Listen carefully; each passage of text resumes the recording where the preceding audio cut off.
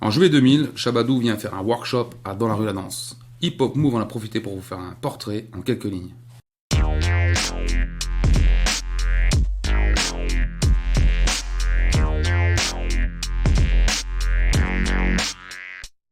Bon, c'est vrai qu'en France, on ne sait pas vraiment ce que ce jeune locker est devenu depuis la sortie du film il y a 15 ans. Et pourtant, ce dernier n'a pas chômé. Bien au contraire.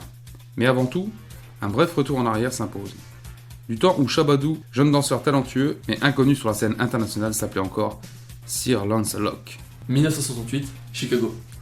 À 14 ans, Shabba-Doo, Nom qui s'attribua quelques années plus tard lors d'un défi au cours duquel le DJ qui mixait lançait des mots dont la consonance ressemblait à celle de Shabba-Doo, justement. danse avec sa sœur Fawn dans les discothèques et house parties. Mordu de freestyle et de compétition, il part alors pour Los Angeles où il remporte la deuxième place d'un battle. Juste derrière un des premiers lockers, Greg Campbell Jr. Ce dernier le prend alors sous son aile et l'aide à perfectionner son locking. Ses débuts au cinéma.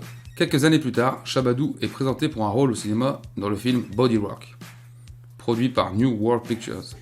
Pourtant, c'est un artiste répondant au nom de Lorenzo Laмо qui obtient le rôle. Mais notre locker ne renonça pas pour autant, et c'est justement sa détermination qui lui valut d'être choisi pour le rôle d'Ozone par Menachem Golan, réalisateur du film Break Street 84. À l'audition, dès que j'ai entendu « Au suivant », je me suis avancé, j'ai pris la posture du locker en pointant le doigt et j'ai dit « Ozone ». Se remémore Shabba-Doo, le sourire aux lèvres.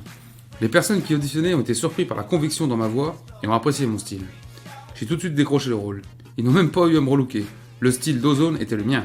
Les vêtements portés dans le film étaient ceux que je portais à l'époque.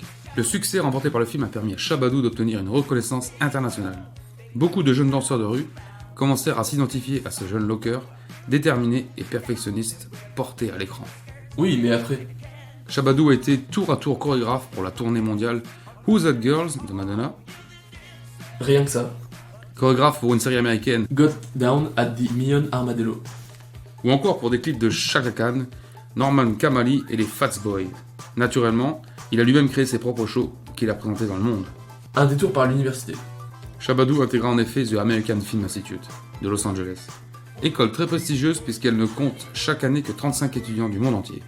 Après 2 ans d'études, durant lesquels il a eu par exemple le réalisateur de West Side Story pour professeur, Shabba-Doo obtient son master en réalisation et écriture de scénario. Le bilan. Aujourd'hui âgé de 45 ans, H qui ne fait pas d'ailleurs. Shabba-Doo enseigne le popping, locking, voguing à travers le monde. Europe, États-Unis, Hawaï, Mexique. Et attention, scoop, il vient de terminer d'écrire un scénario pour un éventuel Break Street 3, dans lequel on le retrouvera devant et derrière la caméra. Et vous savez quoi ? Depuis qu'il est venu en France, il a eu en tête de tourner le film à Paris. Quant au sujet, on prend le même et on recommence. Comme il le dit si bien. Une autre époque, un autre lieu, mais la même passion. Portrait réalisé par Cynthia Saint-Fleur.